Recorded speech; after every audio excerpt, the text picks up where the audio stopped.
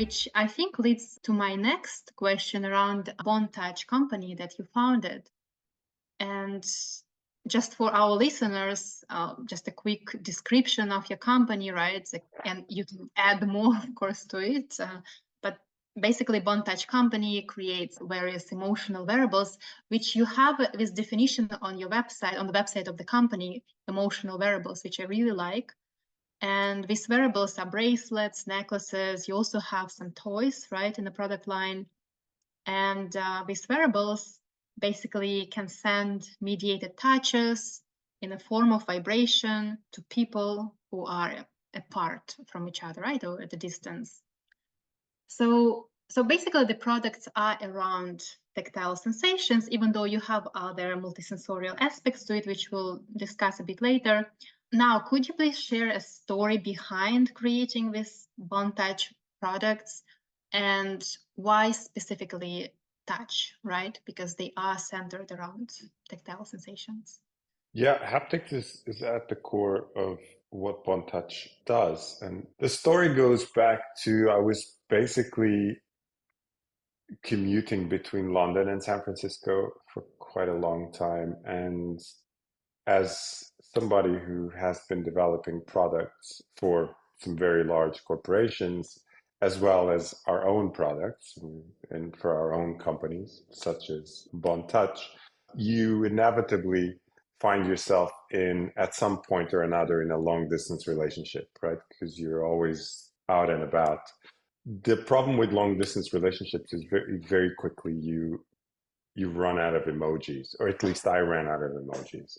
And That's it's true. like, yeah, I love you, oh, I love you too, and then you, okay, I love you more. And you just, after a while, it's just like, I just wish I could touch my partner. It's kind of lack of expressivity, right, in a way.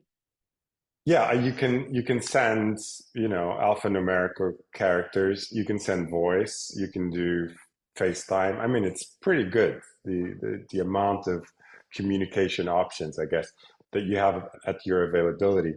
But they're all very centered around sound and image. And there is something about touch. I was brought up in Portugal. It's kind of in the Mediterranean rim. We're kind of Latino. Touch is very important, not just for the Portuguese. Don't get me wrong. I think if you don't touch children when you're growing up, and that experiment has been done in orphanages many years ago and documented, and it's actually quite grueling to read through. Without touch, you cannot have a healthy human being. And in relationships, especially long distance relationship, me and my team, we just thought, look, there's something about touch. What if we introduce touch in a very simple way?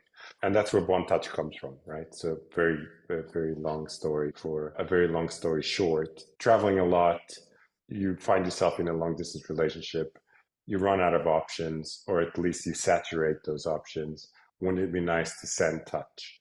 Wouldn't it be nice to have a bracelet that comes in pairs? You give one to your loved one, and when you touch, your loved one will feel your touch. I mean, it's the simplest pitch in the world if you think about it. And it was a bit crazy. We launched some sort of crowdfunding campaign, and we completely bombed. It was horrible.